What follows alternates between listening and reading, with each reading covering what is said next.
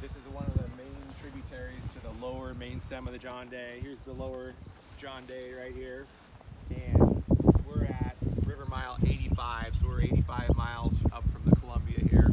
The lower John Day population is a really big area. It goes all the way from the mouth of the river in the tributaries all the way up to basically the confluence of the South Fork. And so there's a lot of tributaries in there. 30 is one of the longest and most important for steelhead, and there's several reasons for that. One is the fish community in these streams is fairly simple, so there's really steelhead and speckled dace are the native fish in here, and then now we have non-native smallmouth bass that come in and out of the lower portion of this creek on a seasonal basis, but these are still very productive streams in terms of growing fish rapidly to a smolt size.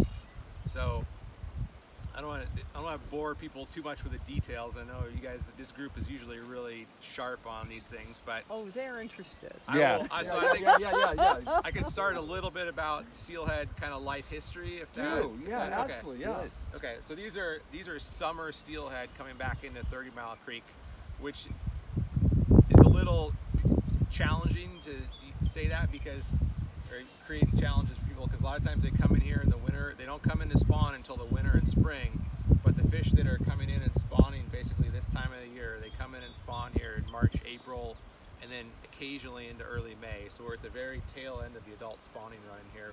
These fish came into the Columbia last year in July and August. So in July and August of 2021, they came into the Columbia. They migrate up over Bonneville Dam with a peak right around early August, and then they spend typically several months in the Columbia before they enter the John Day. Then they generally spend the winter either in the Columbia or the lower John Day, hold over through the cold winter period, and then as the water warms up in the springtime, they start migrating up into the spawning tributaries to spawn, and then some of those will survive and migrate back down to the ocean again. But 30-Mile Creek is obviously, we're fairly close to the river mouth here, so it's one of the lower elevation tributaries that steelhead use in the John Day Basin.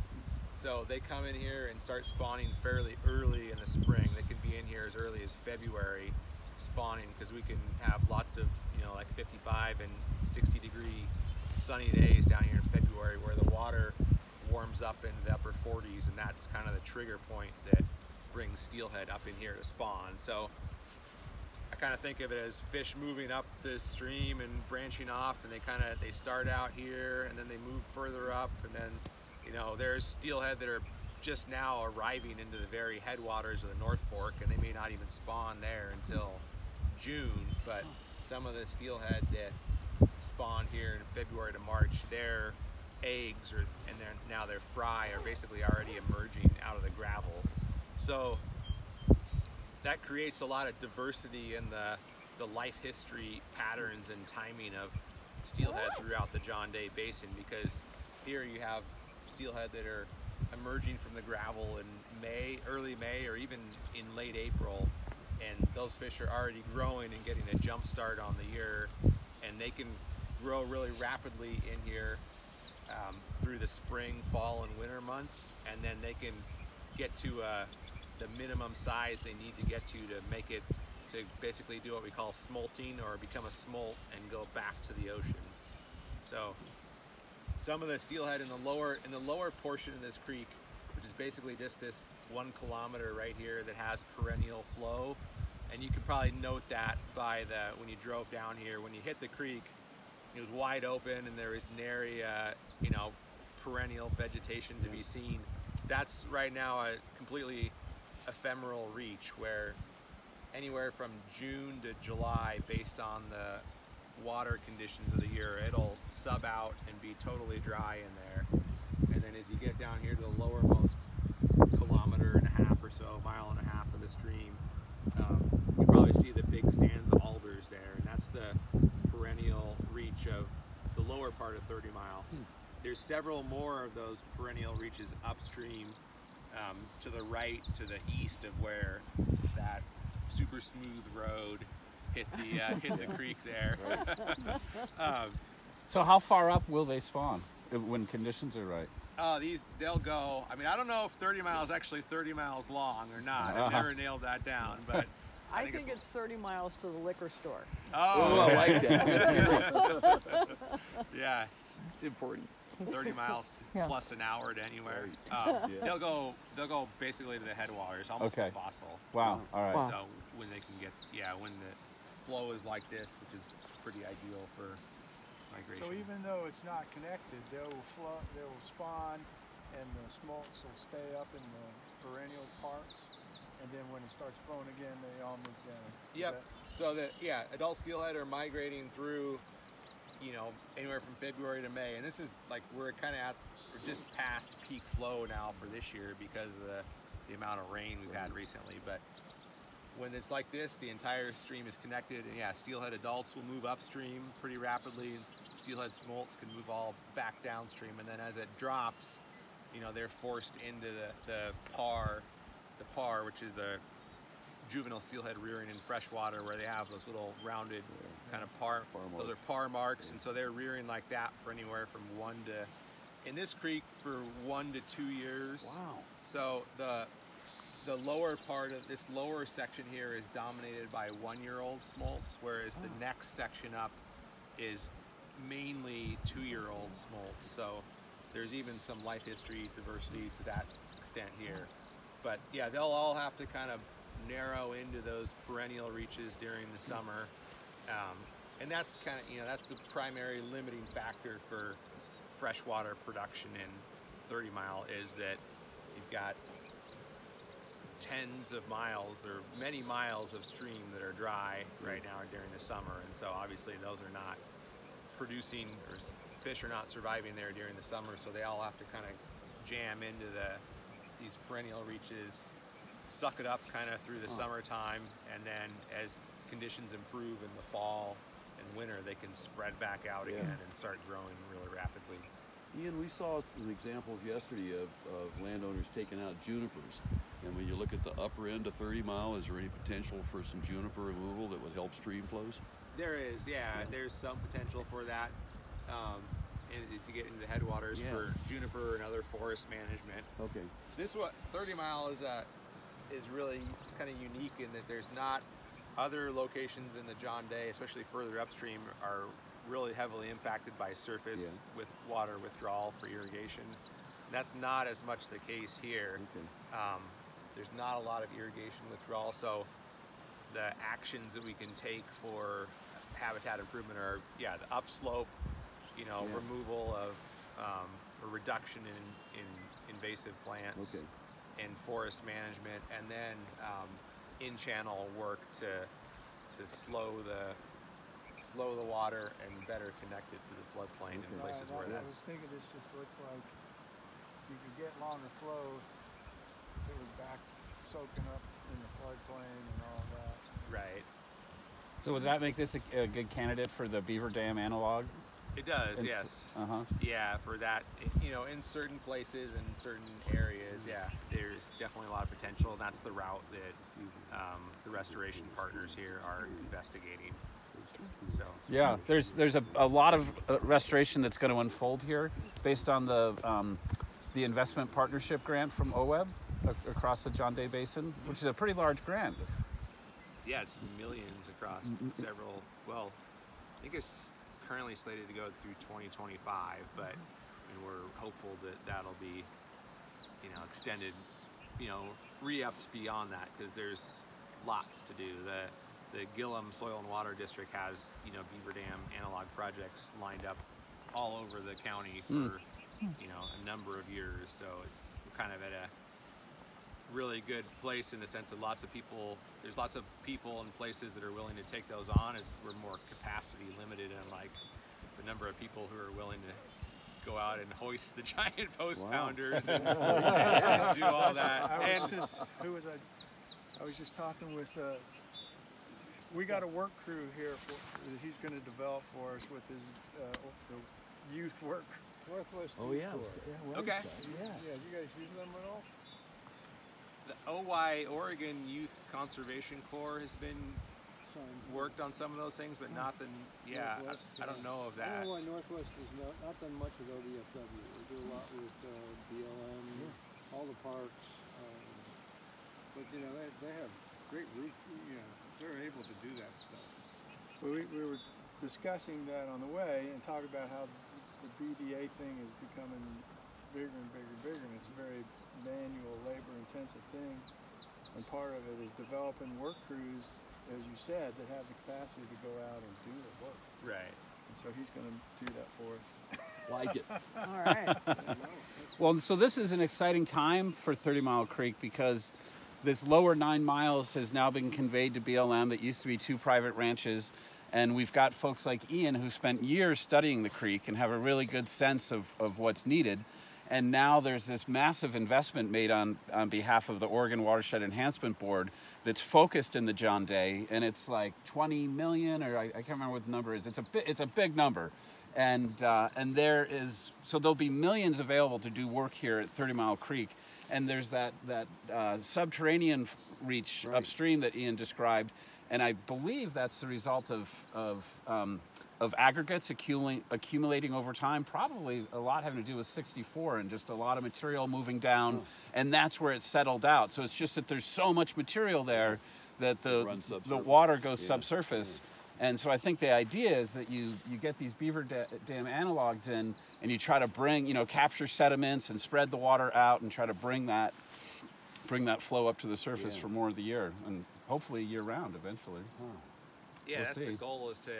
So, yeah, I mean, it seems like we're in the middle of nowhere here, right? But this is, I mean, there's been extensive human impacts here that are somewhat, they're getting masked a little bit now, but this was grazed by horses historically. There was a ranch, the ranch that owned this had horses down here for professional, for like PRCA rodeo stock. So they had horses in here all winter because it's good for growing. This is a good spot for growing steelhead in the wintertime because it's doesn't freeze up a lot, it's not super cold, but it's also a good spot to stick your horses for the winter too, for the same reason. So that's what people were, the owners were using it for back into the 40s, 50s, and 60s. And then, so I think there's probably several things that happen, like, the vegetation that stabilizes the creek and creates the complexity was overgrazed, at that point in time. And then there was a series of natural gas pipelines installed down here in the 60s.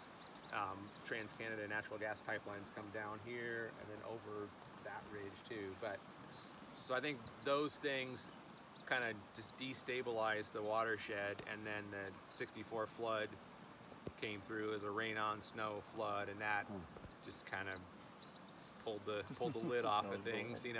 In a normal situation, if you had a healthy riparian area and the system was able to disperse the water on the floodplain, then you can absorb the impacts of a flood like that. But if your flow is in a channel in a single channel and you have no riparian, then the flood impacts kind of do what you described, is just dump a bunch of cobble in, flush out all the fines, and then so you have kind of this big porous sieve, and during the summertime as the flow decreases, just can't keep it up on the surface. So trying to spread out the structure and the riparian vegetation that traps the fines and seals the channel and creates a connected channel and floodplain is the approach to lengthening out these areas that have riparian habitat. So it wasn't the pipeline cracking the bed of the The stream? bedrock seal, that was the theory for a long time, but they did a big study and And they said that was BS? Well, that wasn't the right theory. That's more polite. Not a lot of evidence to support that, because there's also, this is not that different from streams like Bear Creek, which is over on the kind of the upper end of the lower main stem John Day near Mitchell in Wheeler County. That has very similar channel profile to this, and areas where there's big cobble blowouts and the stream desiccates in the summer too. As does, the pipeline goes up Pine Hollow, but then there's other streams up and down here that all have similar kind of geomorphology and probably created by that combination of lack of complexity and riparian vegetation, and then a huge flood right on top of it. Hey, a question in my car coming down was about the smallmouth bass, or the bass population, and is that a problem for the wild steelhead? Yeah, this is a good one. It's a good question. And so it's context dependent. So let me give a little bit of context. So bass are obviously not native to the John Day. ODFW actually introduced bass in the 70s to create a sport fishery, and they've expanded. There were either 40 fish or 40 pairs released at Service Creek, which is about 80, we came maybe through there, yeah. 120 river miles upstream of here, and they've expanded both directions, and so now there's a lot. Yeah. Millions. Yeah, I don't think we have a good estimate on the number, but you're probably in the right ballpark there. And at the global scale, like if you were to look at a really high elevation view, bass prefer warmer water than salmon or steelhead. So there is, at that really high elevation view, there is sort of longitudinal spatial segregation or spatial sorting between bass and salmonids. So if you go into the very headwaters of the upper North Fork, it's very cold, and it's Chinook, it's dominated by juvenile Chinook and juvenile steelhead. And then as you get down, as it warms up, then you see bass, moving upstream basically to that warm spot. And there was a bunch of research done by University of Washington, and looking at basically that overlap zone between bass and Chinook, and they found very little evidence there that bass were interacting in any regard with salmonids, because basically the salmon and steelhead were moving up to avoid that warm water, so they were just naturally staying ahead of bass. But that's kind of the global scale. That's not always occurring in specific areas where you have like a juxtaposition in habitats like this one right here. Yeah. So because of the perennial nature of it right now, or maybe in spite of it, I don't know, but this water is really cold right here all summer long. So you have really good rearing habitat and thousands of juvenile steelhead right in here. And then literally a couple of casts away, you have millions of bass. 75 and 80 degree water right out there. Wow. Yeah, so you don't have the opportunity for that longitudinal kind of spatial gradient of temperature here. So here, bass are immigrating basically right now, this time of the year, they immigrate into some of these tributaries, and there are steelhead fry, obviously, like I mentioned, popping out of the gravel right now, and the bass are, do come up in here and gobble them. So there is, so yeah, the global scale, temperature is kind of the bigger limit on where salmon and steelhead can be and where bass want to be, kind of not to anthropomorphize them, but, and then, in the river, so right now, the river has come up a bunch with rain and cool, this amazing weather. So bass are not super active, at these temperatures in the river. So salmonid smolts can migrate down pretty rapidly through the river, and survival rates for fish migrating from we have a series of traps in the upper areas of the John Day. Survival rates for those fish migrating down to John Day Dam are really pretty high. If you look at comparing to other places in the Northwest, in a high water year, during high flow periods like this, it can be up to 90% or 95% survival from the headwater reaches where they're rearing during the summer down to the Columbia. That does dip somewhat in in drought years like 2015, or last year probably classify as a drought year as well. That does dip, so that survival can drop down to 60 to 70%. It's really challenging to ascribe those changes and that increase in mortality to a specific factor. So whether it's predation by birds or otters or bass is hard to peel out, say it's 10% bass, 10% birds, 10% otter, you know, but there are definitely those changes. So we've taken that survival through the main stem John Day, you know, largely for granted for a long time, and just with some data to support that there's not a lot of interaction between smolt-sized salmonids and bass in the main John Day in the spring.